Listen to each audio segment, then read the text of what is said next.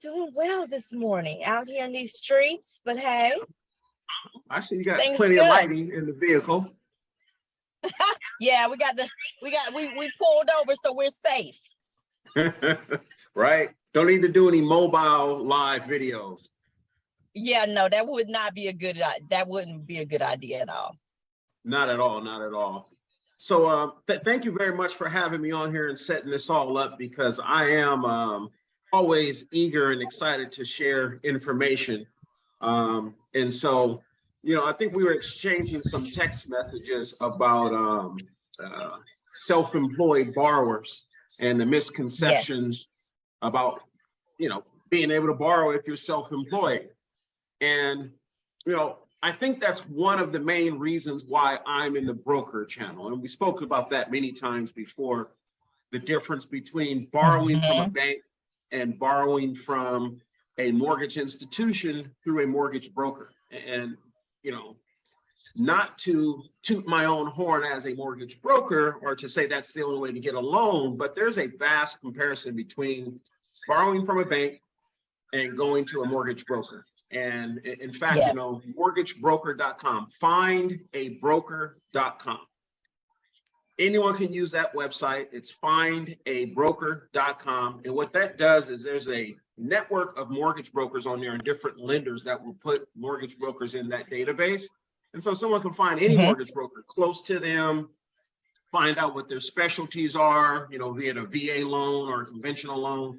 But I would recommend for anyone out there shopping for a home loan, whether it's to purchase or refinance or as an investor, is deal with a mortgage broker. You're going to get your hands on a lot more options. Okay. And what I mean by that is to point in the conversation that we were having is, can you borrow, can you buy, can you purchase self-employed? And the answer is absolutely. It does have some nuances that are different from going to a bank. You can go to a bank and say, hey, I'm self-employed and I want to apply for a loan, and they'll take your loan application, but you're going to have to jump a lot of hurdles with those banks. Right. Typically a larger down payment, 2 years tax returns on your person and your business. And, that whole writing off of your income, that's where a lot of people get in trouble. So most people are self-employed to make money, right? You're a realtor and you work 1099. So technically you're self-employed. And I don't know anything about your taxes, but I would hope that you're not reporting, all of your income and not taking advantages of the things that you can write off as an independent contractor, as a self-employed individual. Problem is, we run into some trouble there. Let's say I make an even $100,000. Well, I got to pay $100,000 worth of tax, right? I got to pay taxes on $100,000. But being self-employed, I'm paying for my communications. I'm paying for my transportation. I'm paying for my uniform. I'm paying for my marketing. I'm paying for a lot of things that at the end of the day, my net income, my gross taxable income is not $100,000. Right. And let's just say I brought it all the way down to 50,000. 50,000 versus 100,000. I'm not going to be able to qualify for the same amount of money. And that's the problem that most self-employed borrowers, gig workers, 1099, independent contractors, they kind of know this because they've heard it. And then they think, well, I can't qualify because I don't claim all of my income. And so let me just say, that's a myth. You don't have to claim all of your income to qualify. There's a lot of different programs out there. Go ahead. Yeah. So Antonio, let me ask you this. Going back a little bit of what you just said, because another myth is people think that if they had their credit ran by one mortgage broker or one banking institution, that's it. That's the end of the road. They can't let anyone else look at their credit. Could you kind of give me some insight on if someone was to come who's already had their credit ran at Bank of America and for whatever reason they didn't qualify, right? And then if they was to come to me, what would that look like?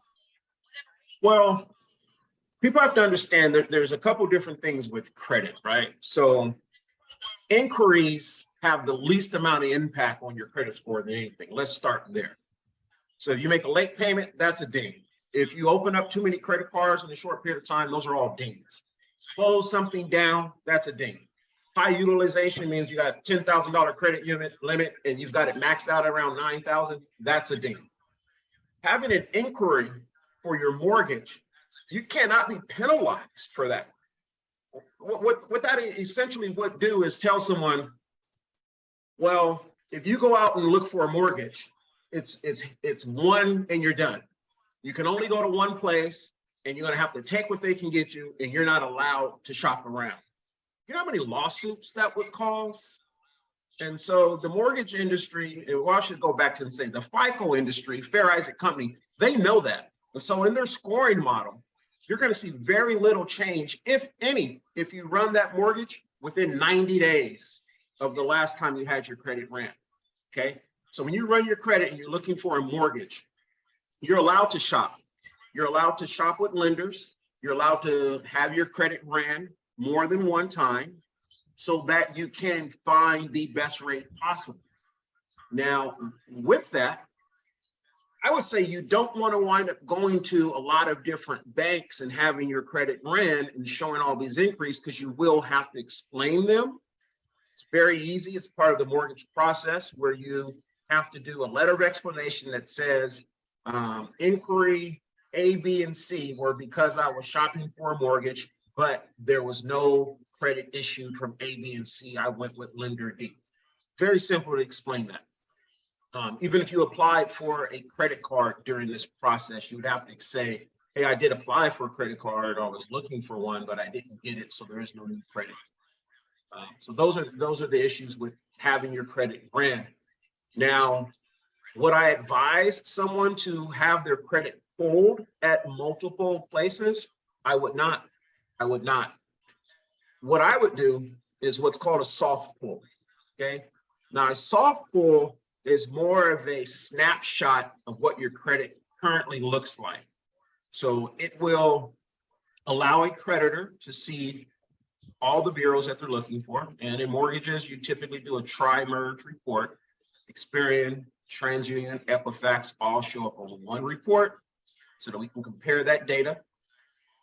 If you do a soft pull, you can actually look at all three of those scores, and it does not even show up as an inquiry because technically you're not applying for anything. You're just looking at your credit. Did I lose you for a second? I saw one picture pop up and now I see you again. I think you're muted.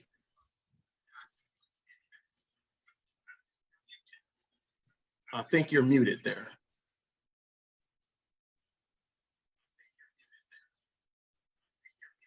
Nope, muted.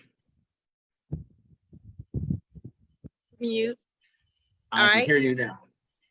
You can hear me now. All right. All right. Okay. So Technology. you might have dropped off, but I'm pretty sure everyone else still heard me. So would I advise anyone to have their credit ran at multiple places? No. Okay.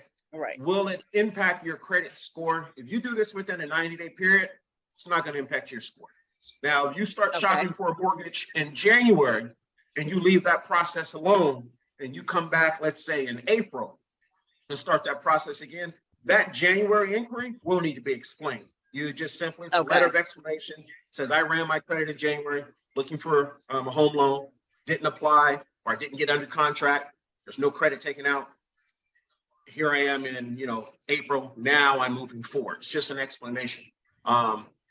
The least amount of credit change will happen because of a mortgage inquiry, because you should be out shopping for the best home loan. You should be shopping for your best loan officer, best mortgage broker, and the credit industry knows that, and so therefore they don't penalize you in looking for the best mortgage rate. Now, I'll tell you, that's different from shopping for the best car loan or the best credit card. It is different. But when it comes to a mortgage, you have a lot of leeway in having your credit ran more than once during that window of time. Now, what I was explaining is I wouldn't run anyone's credit until we are ready to move forward with actively looking for a home. I want to be pre-approved. I want that pre-approval certificate in my hand. Now we're going to go ahead and run your credit because you're applying. Prior to that, we can just do a soft pull. We can look at your credit without impacting your scores at all. And there will not even be an inquiry that shows up. We can do a soft pull, examine your credit, do our debt to income ratio, do all of that. And then when it's time to actually pull the trigger and move forward with a pre-approval, then we need to pull the credit. Okay. So, but at the same time, though, we still need the pre-approval before we even start. We need to make sure that they're able to do something. But at the same time, we can go back to do that hardcore Absolutely. pre-approval or The hard pull. And so normally with the underwriting process, the credit report is good for 90 days. After the 90 days, the underwriter is going to want to see a new report. So depending on where we're at with that borrower, that potential buyer, how actively are we looking? Well, then that's why we want to time that hard pull. If we're going to get you in a house in the next 90 days, then let's pull your credit. If you're just trying to see where you are, then we do a soft pull and talk about everything before we actually pull your credit. Okay. Now, when it comes to because I dropped off, so I don't know if you answered this. When it comes to working with entrepreneurs, and what's the difference in what banks or lenders look for versus if they had a W-2? The number one thing is it's just income, right? So debt to income ratio, DTI, debt to income ratio, that's one of the biggest factors of qualifying. So after we get past the credit score, after we get past your budget, debt to income ratio is the underlining guideline as if you're going to qualify or not. And so what banks and underwriters will look for is proof of income. Okay. So you could be self-employed, gig worker, entrepreneur, whatever. If you are making enough money to where after you take your tax deductions and write-offs, you still have good taxable income, then we go full top, right? So that's going to be your 2 years tax returns. We're going to show 2 years worth of tax returns and plenty of taxable income left over to qualify with. And again, when we started, I said that taxable income generally is just not enough money left over after we have written things off, okay? So then we go into a different method, and most banks won't offer this, but we can go with 12 months bank statements. And there, what we're looking at is deposits. The bank is going to look at your deposits. Now, they're smart enough not to take transfers, right? So you can't just be transferring money back and forth. Transferring money all over the place. Yeah, they're going to get onto that one. It's not going to work out. They're going to want to know where that came from, and now we want to see that account also. But if you've got just hardline deposits, whether it's direct deposits, ACH transfers, you putting money into the bank, we'll take those deposits over a 12-month period. That's going to be your income. Now, there will be an expense factor applied to that, but that's where there's a lot of leeway. Okay, so typically, most of the time, they're just going to say, well, you got a 40 to 50% operating cost. They're just going to come out and say that. And then it's our job to prove them wrong and say, oh, no, I do auto detailing. Therefore, my expense factor is only about 15, 20%. Here's my P&L. There's even loans we can do that are P&L only. So you get a profit and loss statement, 12 months running P&L with a letter from your CPA, your bookkeeper, your enrolled agent that says what your expense factor is, and the bank will take that as gold and run with it. So you can be qualified with bank statements or a P&L, which is your profit and loss statement, with a letter from your bookkeeper, your CPA, certified tax preparer, whatever. Okay, so let me ask you this, okay, because you see a lot of people put a lot of emphasis on the LLC and these different entities, right? So what is it, sole proprietorship, or what type of, what is it called? Entity, a business entity. You know what I'm talking about? Yeah, whatever. Yep. Yeah. So does that matter if they have an LLC or sole proprietorship? Does any of that matter? And do they have to have it for a certain amount of time? So the first question is, does it matter? It does not. If you're a gig worker, you get 1099, right? You're not getting a W-2 from anyone unless you're getting it from yourself, which is a whole nother issue. But if you're a gig worker, 1099, or you don't even get 1099, you just take all cash from you're bringing in the cash and you're just putting it in your own bank account. It wouldn't matter if you were an LLC, a sole proprietorship, an S corp, a C corp. That's how you file taxes. That's not how you earn money. Okay. That's how you file taxes. Now we're going the route of using your tax returns. Now, how you structure is up to you, because again, if someone's making a lot of money and they are paying themselves a W-2, then we're going to use your W-2 income. But if you're not set up to where you're paying yourself as a W-2, you're just taking your money straight from your bank account, taking draws, then we're going to use your business tax returns. And there, if you're not showing enough net taxable income, we're going to want to go a different route, the P&L route, the 12 or 24 months bank statement route, something different. But as far as what type of entity you're set up as, that has more to do with tax implications and payroll than it does with how you can qualify.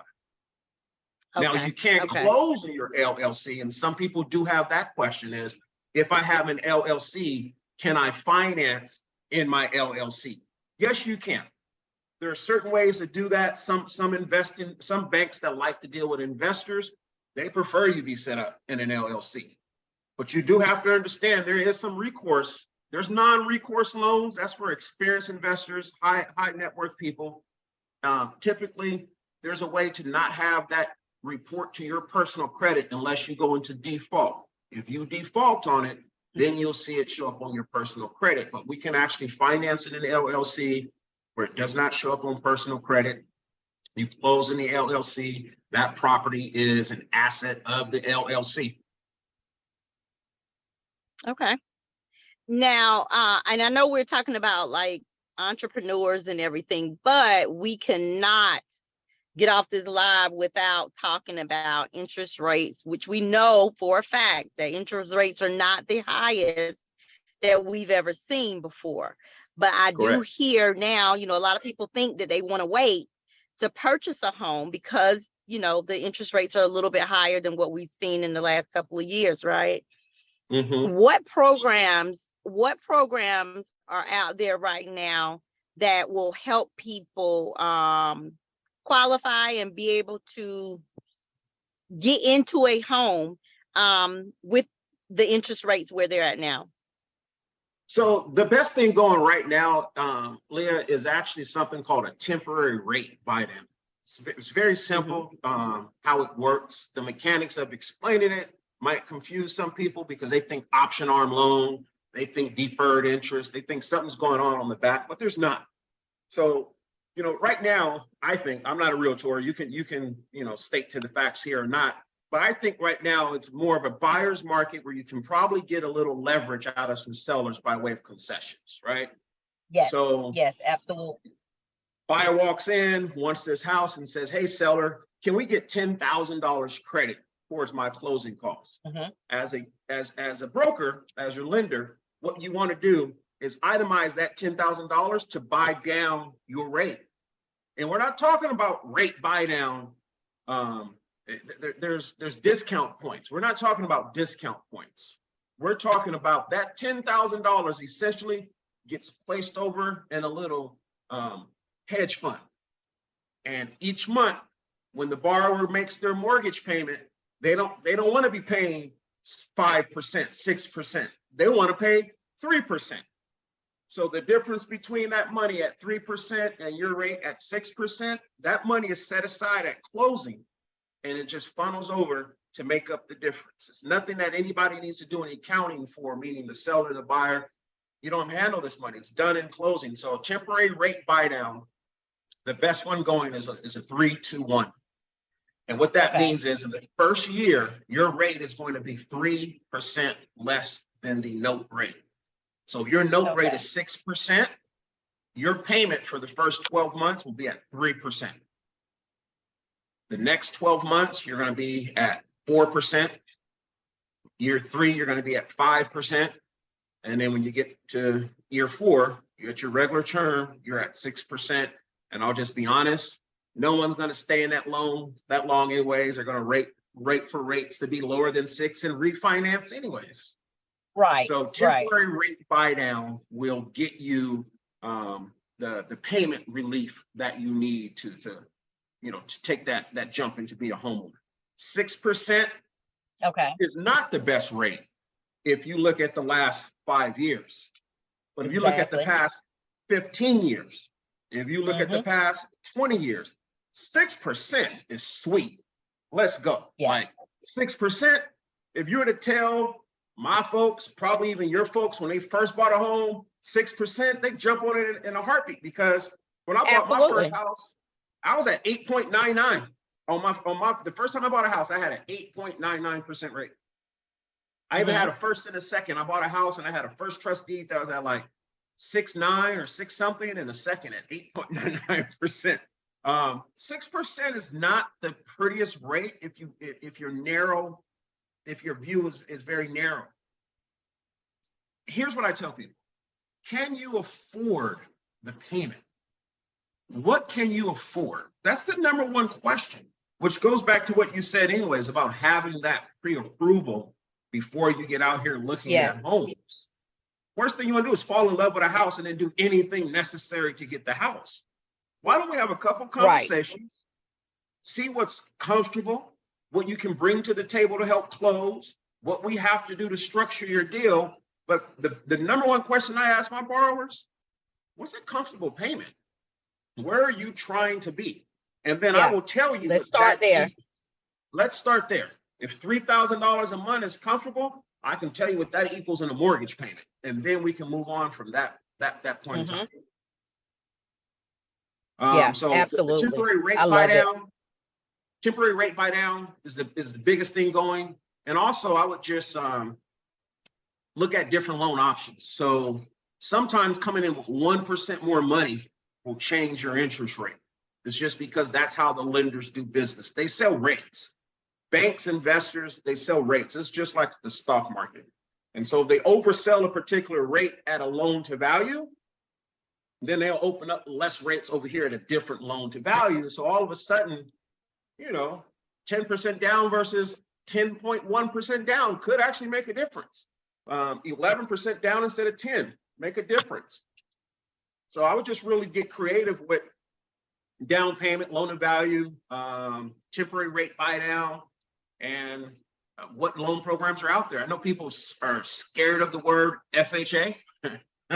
For some reason, they think FHA are bad loans. They're not. FHA rates are better than conventional rates. So that might be something you need to look at. Right, especially if you don't have a lot of cash to put down. Correct. FHA will let you get away with 3.5%. Yeah. Yes. 3.5% down. And let me not scare people into thinking FHA is the only way to go when you don't have a large down payment. Conventional loans backed by Fannie and Freddie, that's the normal route. You can come in with 3% down. So again, the problem is people think you need 20% down to do a conventional loan. That's not true. That's not true. And the naysayers will say, well, that's going to make me have mortgage insurance. Exactly. That's exactly what I was about to ask you. So when they come in with that less than, because I was about to ask you that, Antonio, when they come in with that less than 20% down, I mean, let's be honest with the folks out there. Now you got that thing called PMI. PMI, private mortgage insurance, MI, mortgage insurance. Let's go back to question 1. Let's say you're my borrower, okay? Miss Jones, what's going to be a comfortable monthly payment for you? Okay, I want to be under $3,500 a month. Awesome. I got you qualified. I want to be under $3,500. Under 3,500, no problem. I've got you qualified here one of two ways. You can go either way you want. Your payment's still going to be under 3,500. We can bring in 3% on FH or conventional, or we can do 3.5% on an FHA loan. Either way, your payment's under 3,500. Which way do you want to go? Yes. That's it. Let me go. That's it. You said that's it. That's it. If your payment's under 3,500, why are you concerned with this line item that says PMI? Right. Okay, you don't like I the got another PMI? one for you. Okay, go ahead. Okay, I got another one for you because it's another thing that I hear a lot. So with using, if I wanted new construction, and I know I'm all over the place, but I'm just thinking about everything that my buyers are saying right now. Okay. So if I'm serious, I got a ton of them. But okay, so if I want new construction, and the first thing people think is, oh, I want to go new construction because they're going to give me a washer and dryer, or they're going to give me $15,000 in closing costs. I know you can't speak on all new constructions because, you know, different ones do different things or whatever. But what does that look like when it comes to the nuts and bolts of everything? Well, you know, money is not free. I don't care who's giving it to you. Right. Nothing is free. Yep. So first thing you want to examine is this the loan I want? You can't compare a loan to a washer and dryer. You can't compare your loan to some cabinet upgrades. Those are two different conversations. If a builder, right, or developer is holding you ransom to use their lender based off of some cabinets, you might want to be asking yourself if you're buying the correct home. That's my first question. Right. I might ask my realtor to find me something else. But at the end of the day, you don't have to use their lender. The rule is, and this is what they can hold you to because ain't no one going to regulate them differently, is you have to qualify with our lender. Okay, I'll qualify with your lender. And then I'm going to move over to my mortgage broker and get the best home loan possible. Now, can your broker give you some cabinets or dishwasher or any of that stuff? No, it's all illegal because if I give you a dishwasher, I got to give everybody a dishwasher. If I give you some credit towards your upgrades, I got to give everybody that credit. So that is not allowed from a lender's standpoint. But the builder is saying, if you use my lender, me as the builder, I will do this for you. I would just simply try to get the best loan out of my broker. Can the broker assist with some closing costs? Can the broker give you the absolute best rate and less money out of pocket? And then get your lender, broker lender, and realtor to work together on getting you those incentives on the house that you want. Maybe it's in seller credit from them. If they were willing to give you a washer and dryer, some cabinet upgrades, there's got to be some monetary value to it. Ask for that monetary value to help with closing costs, and then you got that money back anyways. Go buy yourself whatever it is that you needed. But at the end of the day, no builder or developer can require you to use their lender. They can only say, if you use them, we'll give you this, but some of them do require you to qualify with them. So qualify with them and move right on. Right. Yeah. Yeah, which makes sense because you do see sometimes where things fall apart. Or if they, you know, if they know for a fact too that if they can't qualify with them, then more than likely it's going to fall through anyway. And then you end up losing money, and nobody wants that to happen anyway. Yeah, and I think that's more reason to have that pre-approval letter in your hand when you walk in, even into new construction. So, you know, for whatever reason, a lot of people want to go to open houses. They want to go look at new construction. They want to go out there and get their feet wet with looking at properties before being pre-approved. Now, there is a huge difference between pre-qualified and pre-approved. Yes. Okay? Yes. Pre-approved. Talk about it. True pre-approval is you filled out the application, all of it. So your bank accounts aren't all of it. You put all the information, right? but that application is underwritten. That's a huge difference, okay? Pre-qualified means I see your bank statement, I see your information on the application, I think you're good to go. That's literally what pre-qualified means. We all get pre-qualified offers for credit cards and stuff in the mail. So a pre-qualification simply means on the surface, you look good. You got a good credit score, you've got good job history, you've got good income. I believe you'll be able to qualify. Pre-approved means I have done a hard check on your credit. I've looked at your debt to income ratio. We know that if you go out and purchase at this particular price, your DTI is still good to go. And we take it one step further with actually getting that in front of an underwriter to underwrite that file minus the property. We're assuming there's a property and everything else works out. So now your only condition, and I shouldn't say only because the condition list can grow, but you are approved with the condition of we find a property in that price value and it appraises and you bring your money to the table. Now you're ready to go. Yeah. That's a pre-approval. And if you walk with that true pre-approval into a developer's sales office and your agent knows what they're doing, your realtor knows what they're doing, you can bypass all that, get pre-approved, get pre-qualified with our in-house lender because I've already proven to you I'm ready to go. Now, if you want me to fill out an application so that you can say you dotted your I's and crossed your T's with trying to get me to use your lender, I'll do that for you, but I'm pre-approved with my lender and I'm ready to close escrow as soon as you guys are. That's the fact. And you know what? I've seen that more now. At one time, you know, of course, last year and the year before last, whenever everything was real tight, people were like literally trying to just pay over asking and everything like that. I thought more then. I don't see it as much now. Now I'm noticing that new construction is like, hey, they can use their own lender if they want to.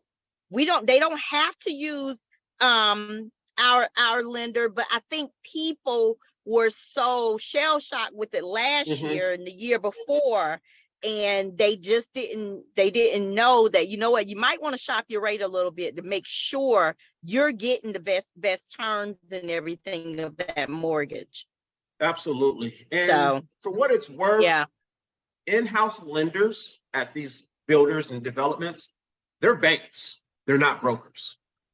It's the same bank that gave that developer their money to build is on the other side of that, different DBA, an subsidiary of, however you want to look at it. They're all in-house together. There's money being made every time a loan is closed. And so the builders are just trying to double dip. But the fact of the matter is you got less loans to qualify with an in-house lender than you will with the broker route or, you know, shopping around basically. Yes.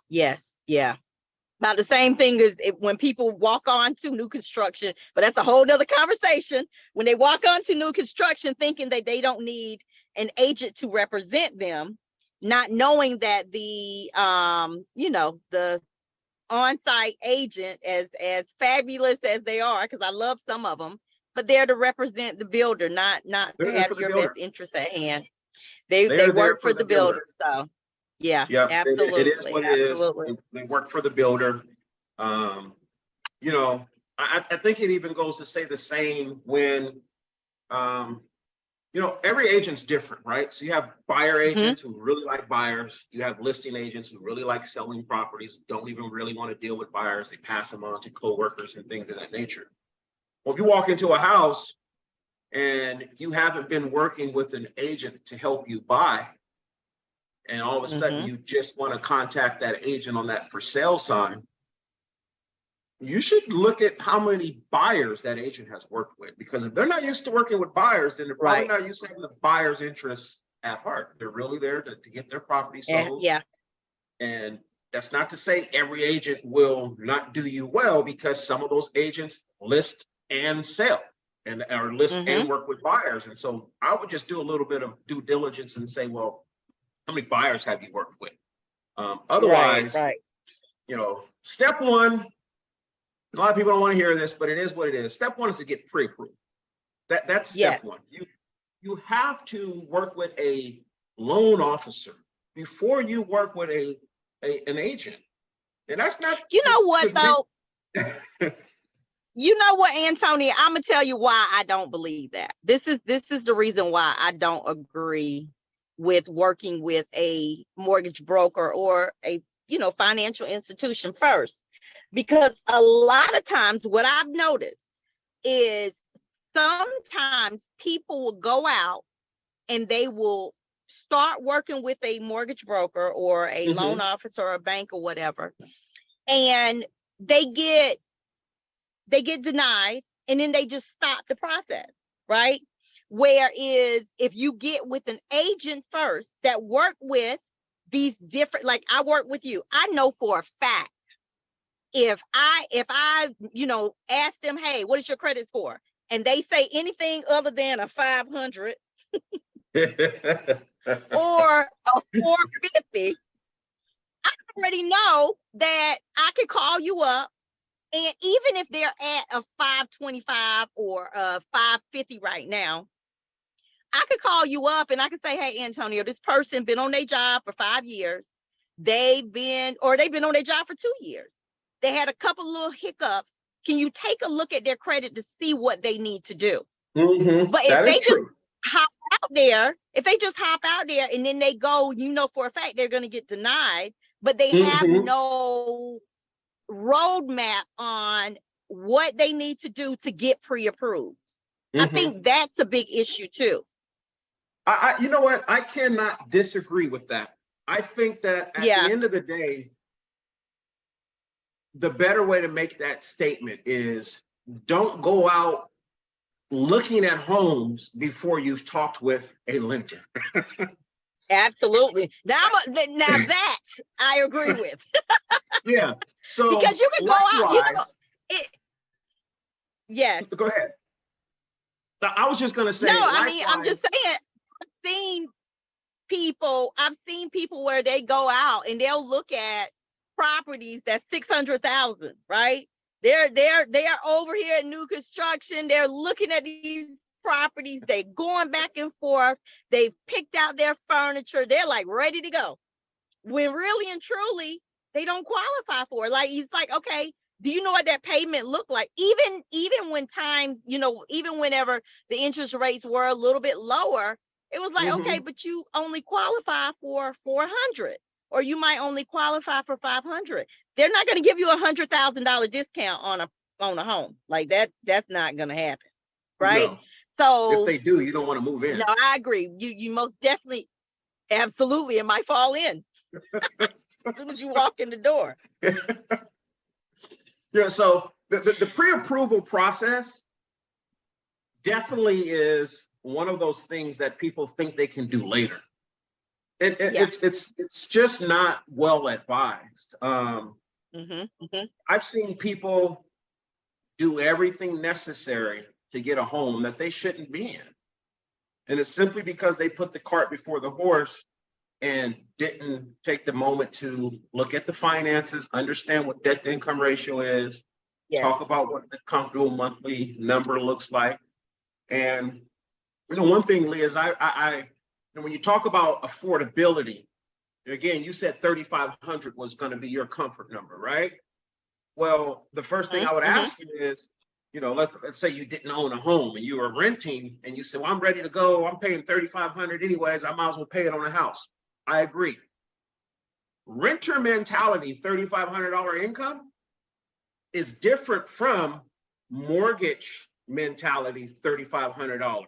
Okay. And what I mean by that is, as a renter, if you're paying 3,500 or you're paying rent, whatever, you're paying rent, how much of your rent do you tax deduct? None of it. You don't write off any of your rent. Unless you, now let me go back. You can be a business owner and you use 52 square feet. And so you're writing off 52 square feet as a business expense. But I'm talking about your taxable income. How much of that income are you allowed to write off because you paid rent with it? None. Right. But as a homeowner, there is a large portion of your money going directly towards the interest on a home loan. And the interest portion on home loans, that's tax deductible. that is money that you should not be paying taxes on. Therefore, at the end of the year, you have more expendable income. So when you told me you can afford $3,500, I'm going to put some stuff on paper and quickly show you how that 35 is probably closer to $3,900 once you adjust your taxes based on being a homeowner now. And if we didn't have that conversation before you went out and started looking at houses, how would you know? Right. Now you done put yourself in the $3,500 box and you stand there. Well, you could have went to for the $3,400, $3,000 or $3,900, $400 more because you're educated. You understand there's a different tax bracket. You understand there's going to be some things you can write off as this homeowner. And there's amortization of your loan, but there's appreciation of the house. If you don't think about those things prior to getting out there in the market, you're probably just not making the best decisions. A lot of people just want to move. They want to get out of being a renter. They want to move. And that is all fine and dandy as motivation, but you need education before you start taking some of those steps. And that's why you need to be with a mortgage consultant and a realtor way before you start going out there talking about, I want to look at a house. Yeah, absolutely. Absolutely. What about those people that saying now that I know my husband Kamar, he's seen it, and I've seen people say that not everybody needs to be a homeowner. And I'm like, but everybody need a place to stay. So are you just going to be trapped in that rental world forever? What do you think about that? That's a very interesting conundrum there, because, I would say, well, why shouldn't everyone be a homeowner? And if it has to do with not being able to manage finances, things of that nature, maybe you need some financial counseling. But I'll tell you right now, I think everyone needs to be a homeowner, because you're paying somebody's mortgage anyways. You're paying, and when you look at what these rents look like, absolutely. So here's what I would say: if a person doesn't want that burden, right? They're like, man, I might not be able to afford it. I might lose my house. You might get evicted from your apartment. Did you gain any equity while you were living in your apartment? So roll the dice. At least take that shot, before you face that foreclosure, that eviction, whatever it is. Take on a roommate, take on a tenant, move out. I know people that own properties. I kid you not. I know someone locally who owns a house. He's a renter. He owns a house, but he rents. Okay. But he's got a tenant in his house that pays so much money that it covers the mortgage and some of his rent money. I love it. And he's gaining appreciation. But you know what? And he's gaining that appreciation, which is a whole nother issue about, generational wealth and, building net worth. I know we only got like 10 minutes left on this one, but the next one, I really want us to go into how buying, I know you were telling me about whenever you buy duplexes and everything, and then you can rent one side of the duplex out and you can live in the other side. I think that next Monday, I think we should tap on that a little bit, because some people, I think it makes so much sense. I think it just makes so much sense if you're looking to, start off with a townhome, which is not, or duplex or whatever it might be. And then you rent out the other side. I just think that that's a really good way to build wealth and to help you afford it.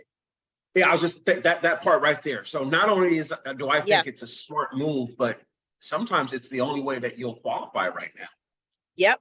It's easier to qualify to buy 2, 3, or 4 units than it is to buy 1 unit. And it's a lot more money to buy that. I'm 2, 3, 4. I'm sorry. Say that again now. What you say? It is easier to qualify.